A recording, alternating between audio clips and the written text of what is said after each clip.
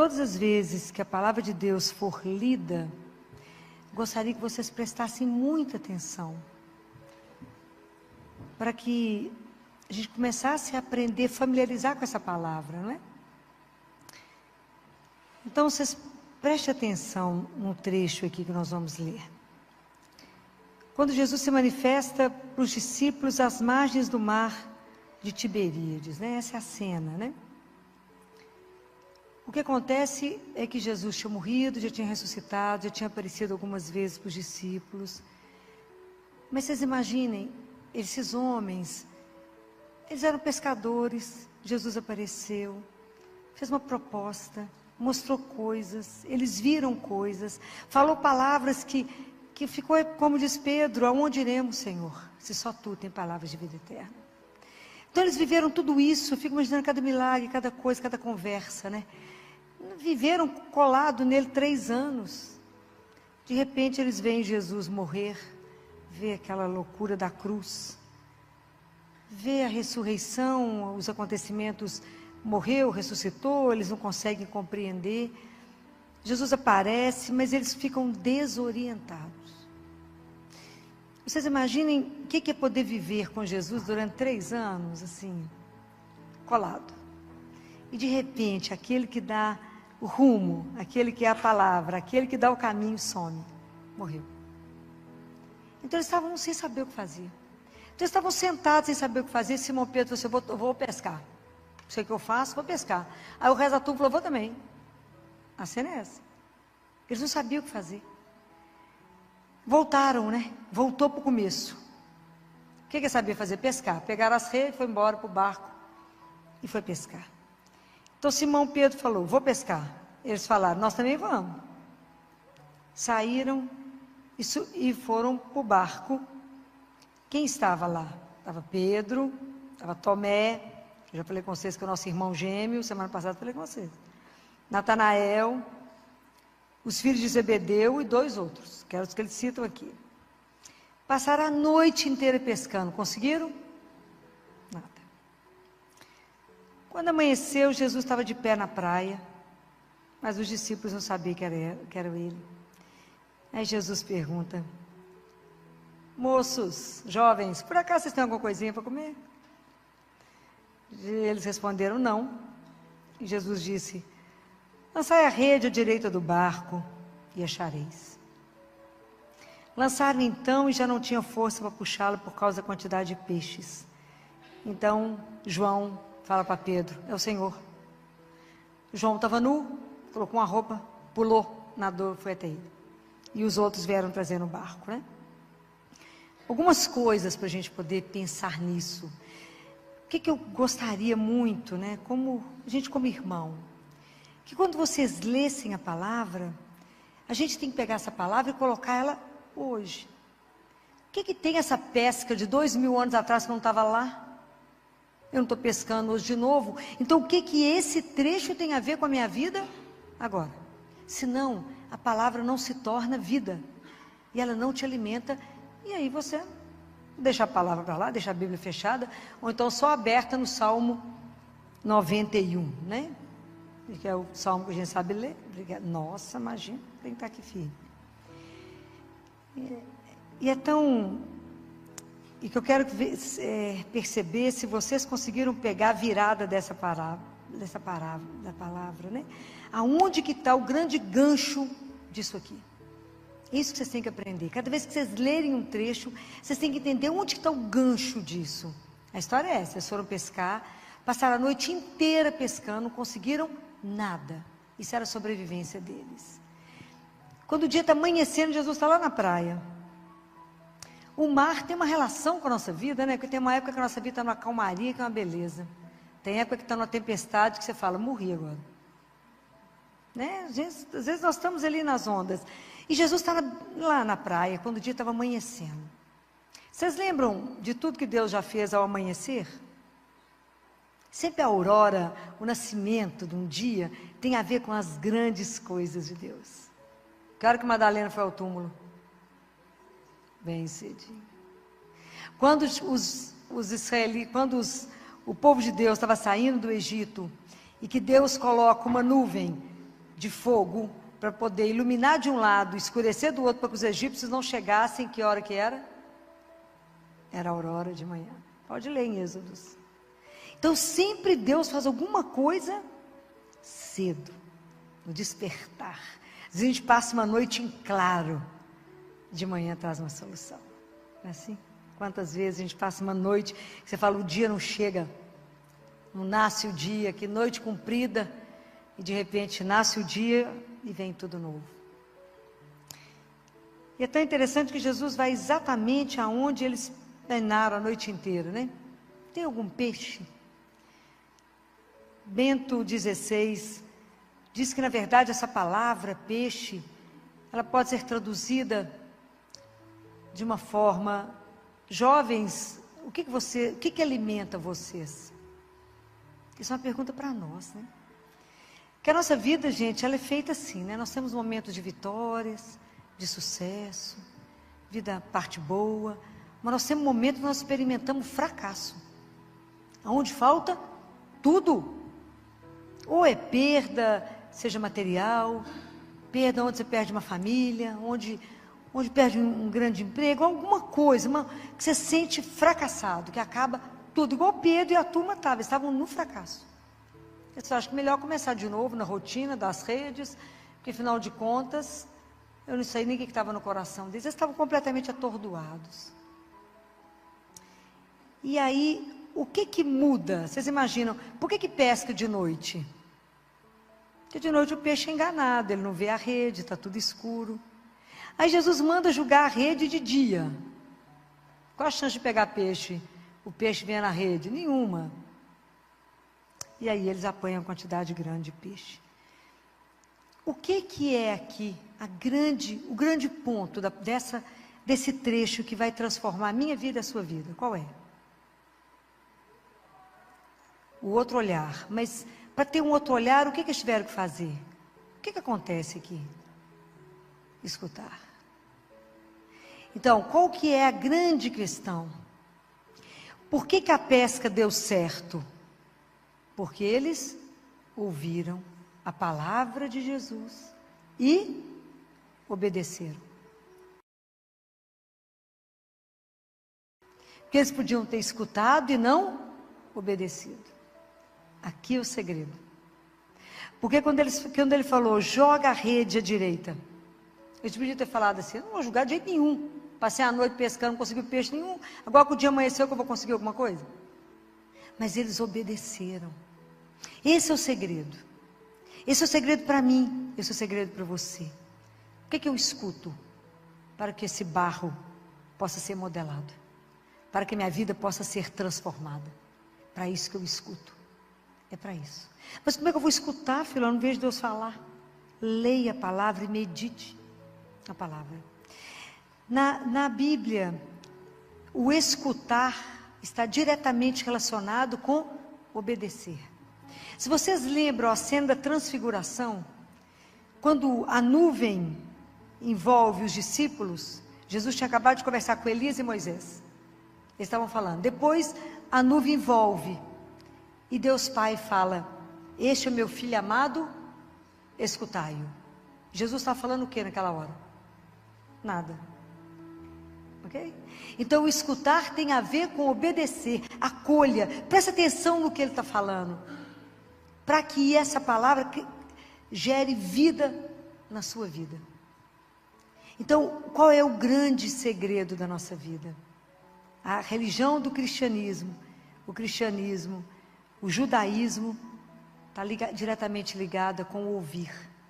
Escuta, Israel, o Senhor teu Deus é o único Deus. Mas hoje a gente só tem curso de oratória, né? A gente não tem curso de escutatória, né? Que coisa difícil que é ouvir, que coisa difícil que é silenciar, que coisa difícil que é pegar essa palavra, pensar nela hoje. Como é difícil eu falar como João, é o Senhor, reconhecê-lo. Porque às vezes a gente está no fracasso, está numa situação difícil, a gente acha que a gente foi abandonado. E é lá que Deus vem, né? E é lá que Deus vem transformar, né? É lá que Ele vem tirar a gente da situação de miséria, de dificuldade, né? É lá que Ele pega o nosso fracasso e fala, quer ver o que eu faço? Por quê? Porque eu sou Deus. E posso mudar qualquer história. É só ouvir, né? É só estar atento para o que Deus quer me falar. É só aprender a silenciar, mas isso tudo é graça.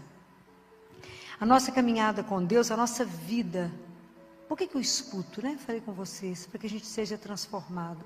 Se essa palavra não conseguir me mudar, qual é o sentido de eu vir à igreja e ouvir?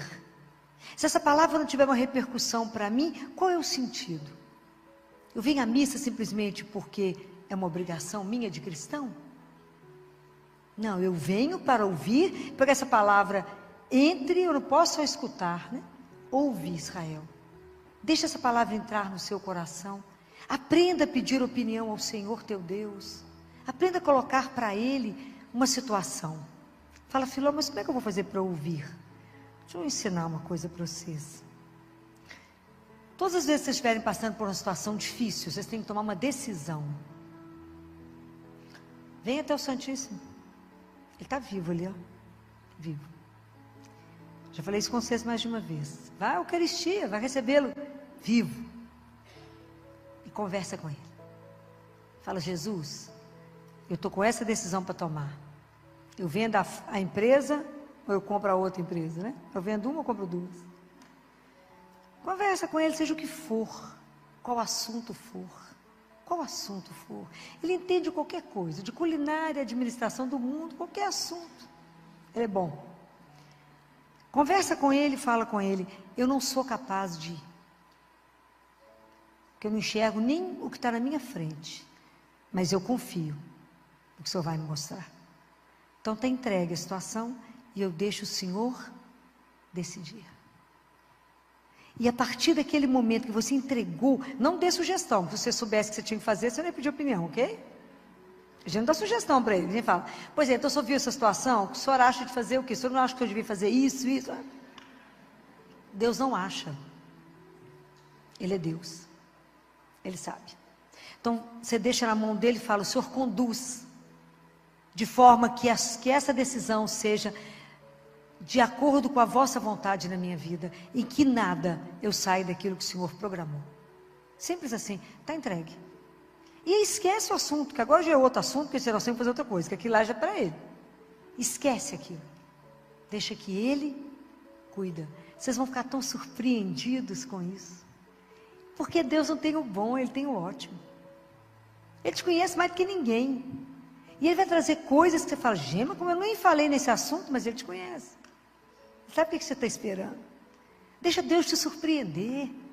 Experimenta o que é conviver com um Deus que é vivo, ressuscitado. Experimenta o que significa poder falar. Se a palavra de Deus não trouxer Jesus vivo para você, a palavra está morta. A Páscoa não está fazendo nenhuma diferença para você. A palavra tem que trazer a pessoa, e é de Jesus vivo, diante de você. Quando você está cansado e você pode ouvi-lo falar de novo, vem a mim, vós que estáis cansados, é a Ele que eu volto. Quando eu posso ali falar, não vos preocupeis, não vos preocupeis. É Mateus 6, 24 a 34. Ele fala, vocês estão preocupados com a sobrevivência, com a subsistência, eu estou chamando vocês para a vida. É isso, acordem. Que Deus tem uma vida espetacular para cada um de nós, e nós estamos longe de vivê-la. Nós temos medo. A gente faz igual Pedro, volta. Então eu estou com medo, não sei o que é esse negócio de ser pescador de homem, então eu vou pescar os peixes que eu conheço. Jesus falou, não Pedro, larga a rede, não tenha medo. Por quê? Porque eu estou contigo. Jesus não falou que não estaria sábado, domingo, dia santo ou feriado, Ele está conosco. Então, escutar a palavra, rezar e ir. Por quê? Porque assim o Senhor falou. Assim Ele vai conduzir, assim é o que Ele quer. Se a gente pensasse, mas eu não vou não, Senhor, eu já tinha ido embora quando vi essa igreja cheia, bora fazer o que aqui diante de você? É sério, não precisa ter medo, porque quem faz as coisas é o Senhor. Deus cuida de nós, é tão lindo como é que Ele cuida, que quando o pessoal desceu da barca, eles encontraram o Senhor já fazendo peixe e pão. E ele tinha perguntado se tinha um peixe. Ele já estava laçando na pedra. Quantos aqui já foram lá em Jerusalém? Já foram nesse local? O dia que vocês puderem fazer essa viagem, é o 5º evangelho. Quando eu estive nesse lugar, que cada vez que eu leio esse trecho, diz meu marido que achou que eu fosse morrer. Porque eu nunca chorei tanto num lugar igual nesse. Porque naquele lugar ninguém havia mexido. Ele andou ali. Né? Então, quando eu penso nisso, eu me emociono. Quando eu sabia que ele estava em pé naquele lugar onde eu estava em pé. Né? Assim, é muito forte. Né? Então, essa pedra onde ele assou, foi guardada e construíram uma capela. E aí, Jesus assenta com os discípulos, de novo em volta de uma fogueira. Porque ele precisava de curar a traição de Pedro ali. Ele precisava de curar Pedro, né? Pedro estava sofrido, né? Enquanto a gente não se sente perdoado, às vezes a gente não consegue sair do lugar. E Pedro não conseguia andar, né? Precisava de ser lavado. Naquele momento ele precisava de ser lavado. E aí Jesus fez de novo a cena da fogueira, porque foi na fogueira que ele negou Jesus 3 vezes. Ele estava se aquecendo lá de fora, o povo falou assim, mas você tem... Eu já te vi com aquele ali, ó. Ele falou, não, eu nunca vi, não conheço não. 3 vezes. Eu brinco que no céu só não tem galo, né, gente? Porque o galo cantou 3 vezes, lá não tem galo. Então, Jesus assenta, come, dá o pão, dá o peixe. Depois todo mundo alimenta. Qual que é a importância da gente comer junto? Não é só pelo alimento, mas é que a presença uns dos outros nos alimenta. Porque a gente escolhe com quem comer, né? Por isso que é tão sagrado a refeição, né? Que a gente se alimenta da presença uns dos outros, né? Por isso que é tão sagrado. Por isso que na mesa a gente não briga. A gente pode bater no filho depois que, né? Pode fritar depois, mas depois. Bater é só uma forma de dizer, né, gente? Mas a coisa pode acontecer depois, mas durante a refeição, aquilo é sagrado. Porque a gente se alimenta uns dos outros. Então Jesus esperou a turma alimentar, ficar bem saciado. Aí ele faz a pergunta crucial para Pedro. Pedro, tu me amas mais do que os outros? Mais do que esses aqui, Pedro? Jesus perguntou 3 vezes, como ele negou 3 vezes. E é lindo que Jesus diz, apacenta minhas ovelhas, apacenta meus cordeiros. Meus, não é seu não, Pedro. São meus. Nós pertencemos a Deus. Ele nos fez, guardem isso. Nós somos dele. E cada um de nós foi salvo pelo sangue dele. Cada um. Nós pertencemos a Deus. Ninguém nos tira da mão dele. Pedro, apacenta a minha turma, cuida deles, fortalece a fé deles, mantém eles no caminho que você já sabe o caminho, e dê a eles o alimento, e põe esse povo de pé, ensina para eles aonde que eles vão voltar. É isso, porque eles são meus, Pedro. Apacenta os meus cordeiros. Começou com a turma mais frágil. Os que estão machucados, os que estão feridos, os que estão desacreditados, os que acham que a vida não vale nada, os que acham que não vale nada para ninguém, os que estão vivendo uma solidão, os que estão presos nas drogas, os que estão encarcerados sob qualquer forma de cárcere, que não precisa ser na cadeia. Os que estão vivendo situações que não condiz em ser filho de Deus. São eles, Pedro, que eu quero que você vá. Vá até eles. Que hoje é o que segue os sacerdotes, né? E que segue toda a igreja. Apacenta os meus, porque eles são meus. E eu vou pedir conta de cada um deles. É sério. Porque a gente tem rezado muito pelos sacerdotes, pelos bispos, pelos cardeais. Porque eles cuidam daquilo que pertence a Deus. E eles irão responder por cada alma que se perder. É sério. Isso é muito sério. Por isso que a gente reza por eles, para que eles, a santidade deles nos leve, não é? A gente reza para que eles nos dê conta de nos manter. Então Deus fala aqui. E é tão lindo que Pedro, por fim, quando Jesus pergunta pela 3ª vez, ele fala uma coisa linda e fala, Senhor, o Senhor sabe de tudo. O que de verdade Deus não sabe? sabe, tudo Ele sabe. Então o Senhor sabe que eu não consigo te amar da forma como o Senhor me ama, que esse amor louco, incondicional, mas eu te amo dentro da minha miséria, naquilo que eu posso te amar. Mas o Senhor sabe de tudo, mas o Senhor também sabe que eu sou capaz de amá-lo mais, assim que eu for sendo transformada pela sua palavra. Então, cada vez que eu escuto a palavra de Deus, escutem ela de olho fechado. Esteja com o único sentido aberto, que é do ouvir. Que nada te disperse, nada te disperse. Fale, deixa eu ver o que o Senhor quer falar para mim hoje. Se vocês começarem a ler a palavra de Deus todos os dias, seguindo a liturgia diária, vocês vão ver como é que Deus nos alimenta a cada dia. Porque aquela palavra é para você hoje. O salmo é para você hoje. Aquela palavra que será necessária para que você vença aquele dia. A coragem de cada dia. Quem nos dá? Ele. Essa certeza que a gente não está sozinha. A certeza que no meu fracasso, que na minha vida, que eu acho que até agora eu só fiz coisa errada, por causa da ressurreição eu posso ressignificá-la. Eu posso fazer uma releitura dela. Porque Deus permite. Que a partir da ótica dele, eu faça uma releitura da minha vida. Fala, Senhor, assenta aqui comigo e faça uma releitura da minha vida. Me ajuda. Aonde eu acho que estou completamente fracassada, apresenta para Ele. Guardem uma coisa, a nossa vida só vai render. Tudo que a gente tentar fazer sozinho, nós vamos passar uma noite escura e não vamos pegar nem uma piaba.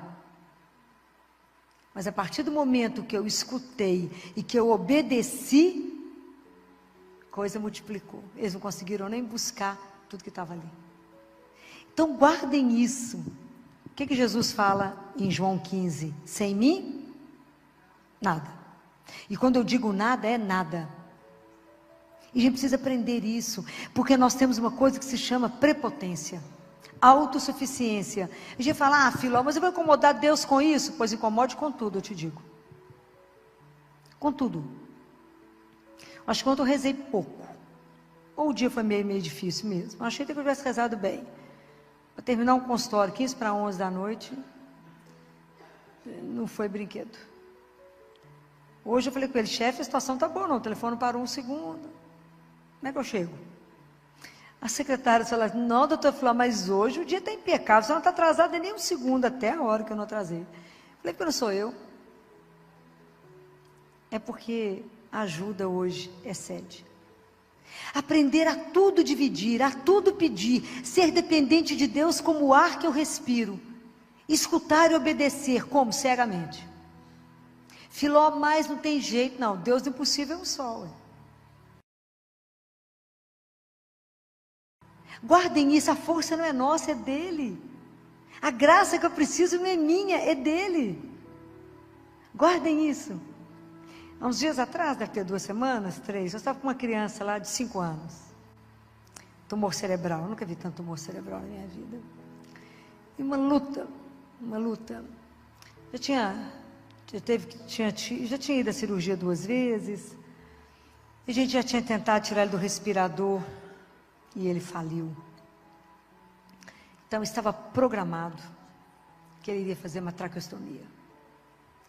Uma traqueostomia já é uma tragédia, é difícil. Para uma família carente, é mais difícil. Entre tantas coisas, né? As mães aprendem tudo, mas é muito difícil. O menino já está já não está aquele menino que corre, já está numa acamado, né?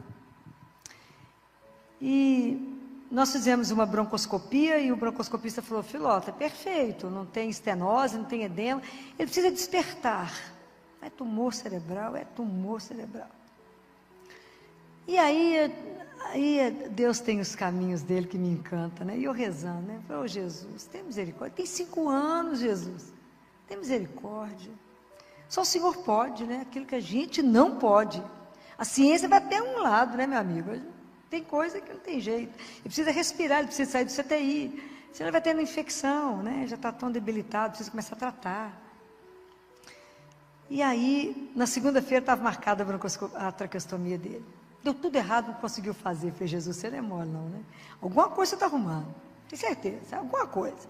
O pessoal falou, Filô, deu errado a traqueostomia, não fez. Eu falei, Jesus, não dá ponto isso aí não. Então, alguma coisa que ele está arrumando. Aí na terça-feira, a gente correndo no leito, nossa corrida de leito bacana. Todo mundo discutindo a fisioterapia, equipe médica, nutrição, todo mundo. E aí, quando a gente parou diante dele, e aí?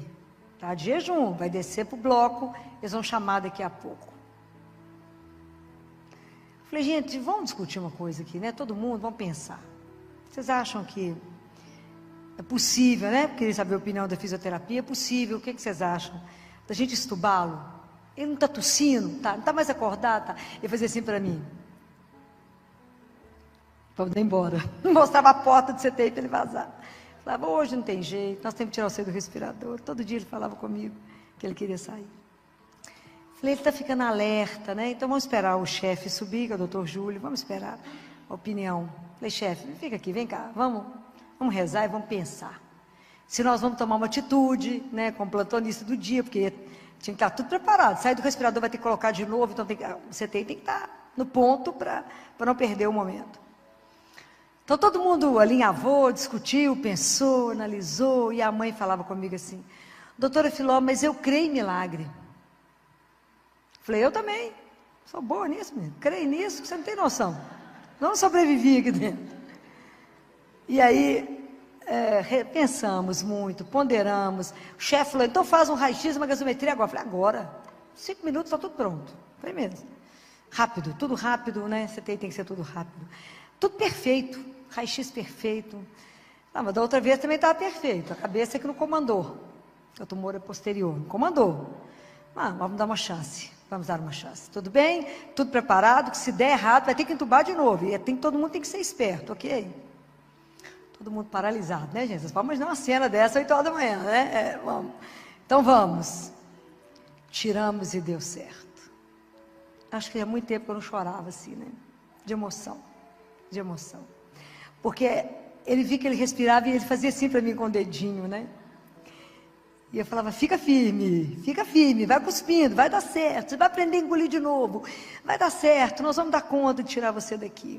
Graças a Deus demos conta mesmo, né? E a mãe, mas não por nós, né? Pela graça, né? E aí a mãe chegou e eu estava de fora com o pessoal da comissão de infecção, e ela me olhou e falou, doutora, ele já desceu para a traqueostomia?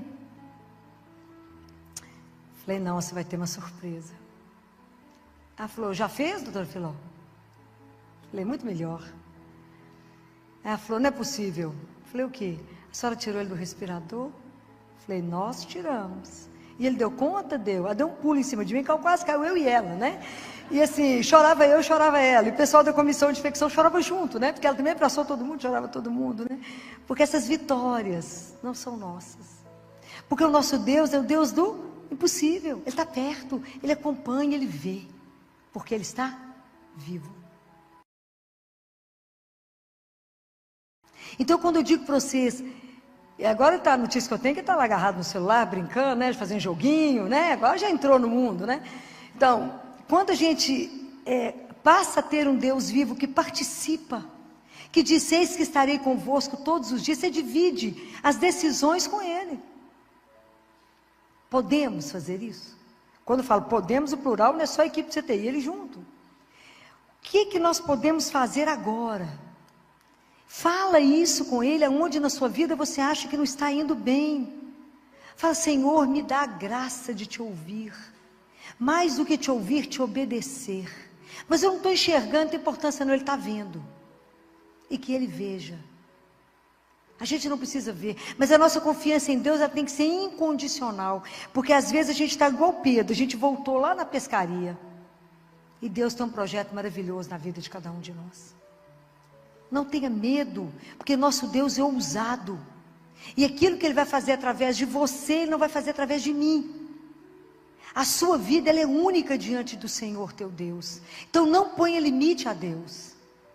Deixa Deus ser Deus. Isso é impossível para nós.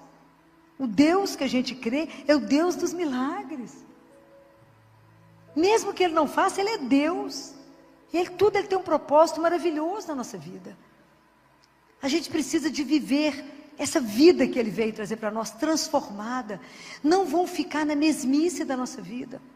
Vamos dar a mão a Ele e falar: Senhor, me leva para onde o Senhor me sonhou que eu faria. Para aquilo que o Senhor propôs quando o Senhor me criou. Que eu não tenha medo de viver a sua proposta. Que eu não tenha medo de ir. Porque eu sempre falava com Ele: Jesus, até onde o Senhor é capaz de levar alguém que se entregue? É sem limite. Não tenha medo. Ele vai te fazer voar. Deus te leva a lugares que você jamais vai pensar em ir. Por quê? Porque Ele é Deus. E se Ele quer fazer uma coisa chegar, se Deus tem um propósito, quem pode cercá-lo? Ninguém.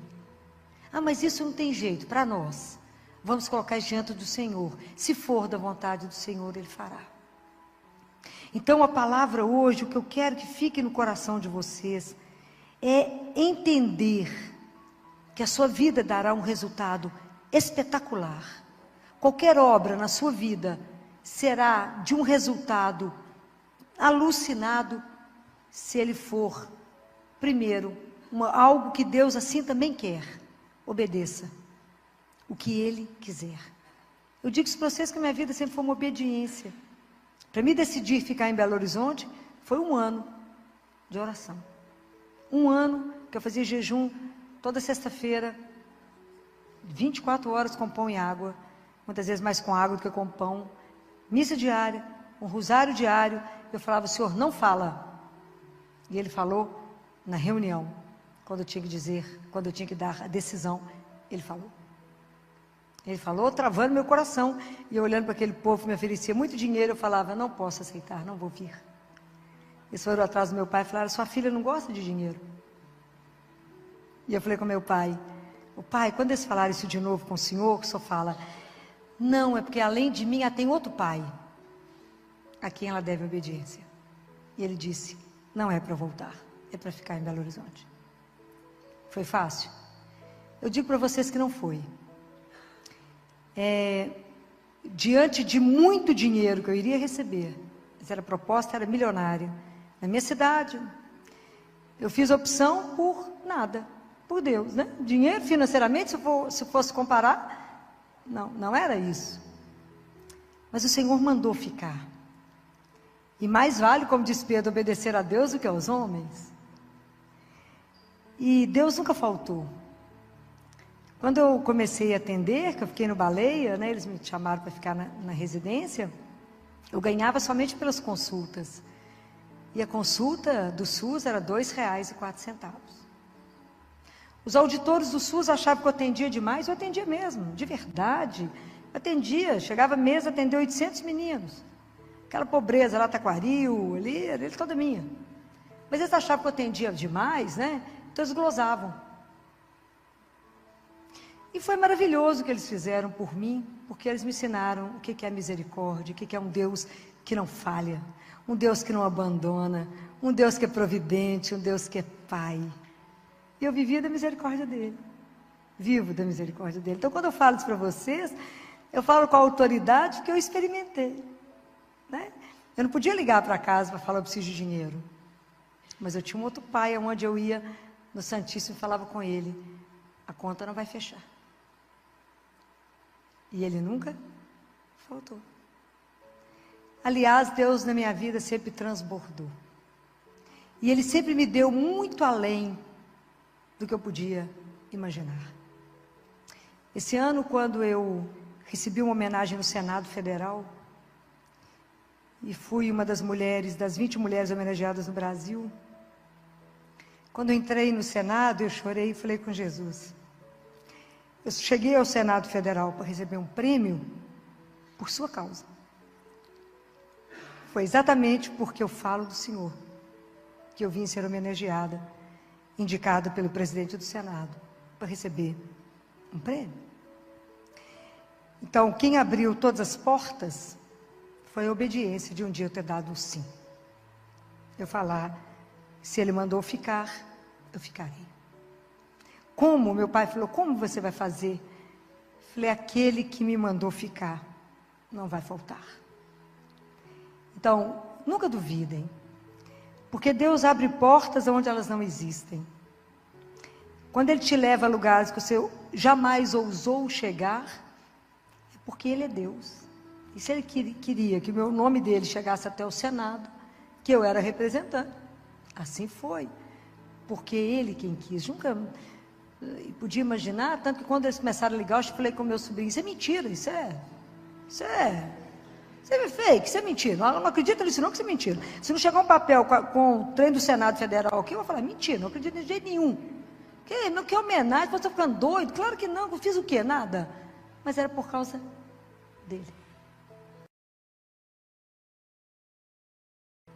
É Ele. Então, a obediência, o escutar, mesmo que Deus demore, Ele vai falar de alguma forma. E vai fazer você entender. Por quê? Porque Ele te conhece. Então tem a forma como Ele vai falar com você. Ele não vai, uma alma aberta a Ele nunca vai deixar de usar. Porque Ele precisa de cada um de nós, no projeto da salvação, que a gente não consegue compreender, que é lindo demais e grande demais. A vida de cada um aqui é fundamental. E o que Ele precisa que você faça, ninguém irá te substituir. Ninguém. Então, quando Ele precisava de mim cuidando dos pobres, lá no Baleia, quantos anos, e quando eu achei que já estava muito pesado, nunca me esqueço, eu morava sozinha e eu ajoelhei para rezar o texto, que eu sempre rezei, e falei com Ele, Senhor Jesus, sempre fui muito prática, né? Minhas rezas é muito resumida. Falei, Jesus, presta atenção, está difícil, meu amigo, está difícil. O senhor está vendo tudo? Está difícil. Mas, se for possível, só muda. Desde que, eu ponho condição para Ele, desde que eu não saia do projeto do Pai na minha vida. Do Baleia para Santa Casa, né? Tudo igual? Sai do entra no outro, né? E é assim. Coloca o seu desejo, coloca a sua necessidade, mas coloca o seu amor, coloca a sua confiança e diga a Ele, eu confio que o Senhor me ama. Mesmo que eu seja tão miserável e possa te amar tão pouco, seja tão pouco grata às vezes por tanto que o Senhor faz. Mas quando eu digo isso para vocês, é porque minha história com Ele é uma história que Ele sempre junto. E Ele já me mostrou milhões de vezes que sem Ele é nada. Mas com Ele, eu experimento Isaías. Ele faz, os jovens podem se cansar, mas aqueles que contam com o Senhor, voa com asas. Ele dá asa de águia, corre sem se cansar e vão para frente sem se fatigar. Porque não há explicação para a gente dar conta de fazer tanta coisa, a não ser pela presença de um Deus vivo, que é o nosso alimento e o nosso sustento. Então, quando eu digo tudo isso para vocês, de forma alguma é para enaltecer nada, mas é que vocês possam saber que Deus é de verdade e que Ele age. E que Ele age na minha vida miserável. Na minha vida, quando Ele me pegou pela mão com 17 anos para vir aqui. Quando Ele me sustentou até então. Quando eu vim enfrentar uma medicina, que naquela época era cruel, uma vaga. E eu não podia ter erro. Se eu fizesse qualquer coisa, meu pai me punha para dentro de casa de novo, porque ele era bravo. E fez vencer tudo. Passei muita fome. E tive muita dificuldade. Mas junto com Ele. De quando eu comprava um sanduíche, eu dividia com Ele. Falava com Ele, pode pegar metade, meio e meio a meio. Porque Deus é Deus e Ele é vivo. Então é isso que eu quero que vocês aprendam assim. O que eu tiro hoje, que eu preciso aprender? A estar numa presença de um Deus vivo e a ouvi-lo. Porque para que a minha vida frutifique. Para que a minha vida, quando eu falo em frutificar, não é material. Somente Deus sabe se for material. Mas é com você como pessoa. Para que você possa se abrir à graça daquele que te quer grande. Porque Deus tem um olhar para nós que só Ele tem. Então, guardem isso no coração de vocês. Né? Não fique parado no fracasso. Deixa Deus trazer um novo olhar. Deixa Deus ter uma outra solução. Deixa Deus propor. Escute a proposta. Deixa Deus agir. Antes de encerrar, quero contar só uma história para você. Sabe como é que Deus é Deus, né? Muitos anos atrás, quando existia só, o celular ainda não existia, e a gente andava com um bip. Eu fui para o hospital, para Santa Casa, para uma reunião do CTI. E tinha uma criança da minha cidade, que eu tinha trago para cá, com um tumor cerebral, tinha operado. E ela estava numa fase de quimioterapia, etc., radioterapia na Santa Casa. Já não estava mais comigo no Baleia. E eu fui para a reunião. Então, em geral, os pais tinham meu bip, o telefone da Santa Casa, do meu consultório e da minha casa. E eu fui para a reunião, e essa menininha saiu da radioterapia da Santa Casa, foi de carro, chegou na Andradas, ela entrou em crise convulsiva, voltou.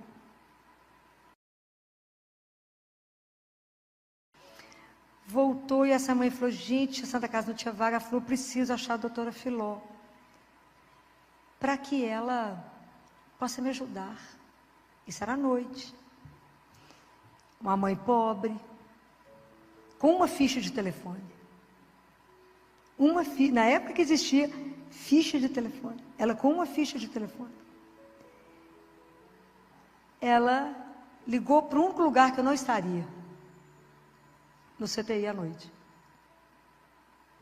E isso que ela contar é muito interessante, que ela fala que rezou e falou com Jesus, aonde que a doutora Filó está? Com uma ficha de telefone, ela ligou. Eu estava do lado do telefone, esperando o povo chegar para a reunião. Atendi. Ela falou, ô doutora Filó, eu falei, o que é isso, menina? Ela falou, como é que você me achou aqui? Ela falou, depois eu conto para a senhora, mas Jesus que contou que só estava aí. Ele é terrível mesmo. Ela falou, ô Filó, a menina está aqui passando mal em crise convulsiva, não tem jeito, não tem dinheiro, não tem vaga, não tem como internar, como é que eu faço? Como é que você faz? Que eu estou descendo, peraí que eu vou para dentro da ambulância, voltei para o hospital, larguei a reunião, pus ela no hospital, fui embora. Com ela, voltei com ela para o hospital do Baleia. Levei ela, ela contava no caminho. Falei, eu estava com tanto de telefone da senhora, eu não sabia que eu ligava, falei com Jesus, onde que a doutora Filó está? Com uma ficha de telefone. Isso é coincidência? Não. A gente precisa entender que Deus participa da nossa rotina. Ele vem no nosso dia a dia. Ele vem na situação mais banal e te revela que Ele está ali, te olhando, cuidando, acariciando, falando, não desespere, eu estou aqui. Confia. Há um Deus, gente, maravilhoso que cuida de nós. Aprenda apenas a se fazer dependente dEle. E como diz um poema, peça a Ele, Senhor, me dê a mão e me cura de ser grande. Me faça pequeno e dependente de Ti. Somente dependente dEle. Porque somente Ele pode fazer na nossa vida o que a gente não ousa pensar. E lembre que o seu joelho, vai te levar aonde seus pés jamais pensariam ir. Louvado seja aquele que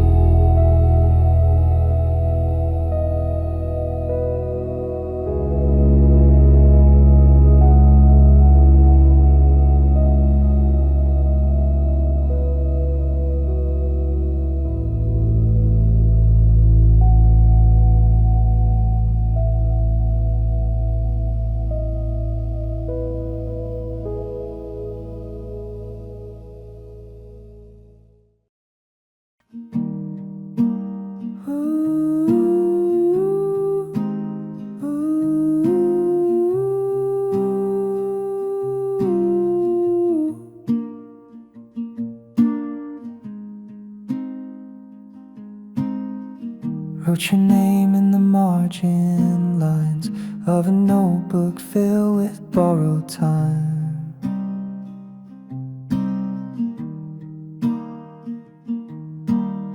You left your scarf on the back of my chair, still smells like music and midnight air.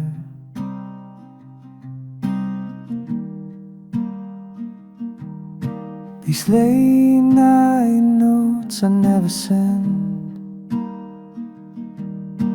play like songs that never end.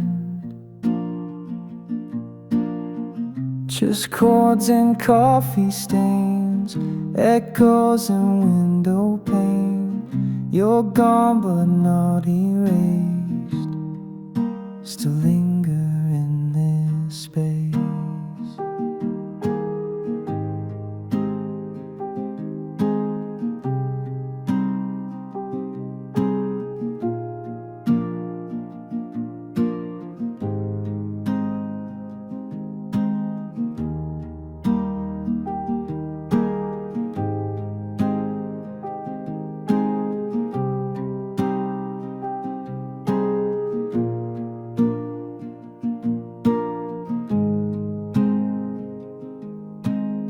Streetlight flickers through the blinds. Your memory loops in quiet rhymes.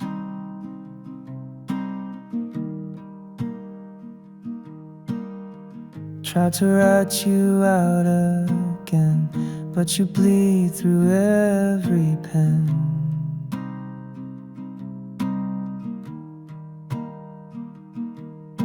These late night notes I never send play like songs that never end. Just chords and coffee stains, echoes in window pane. You're gone but not erased, still linger in this space.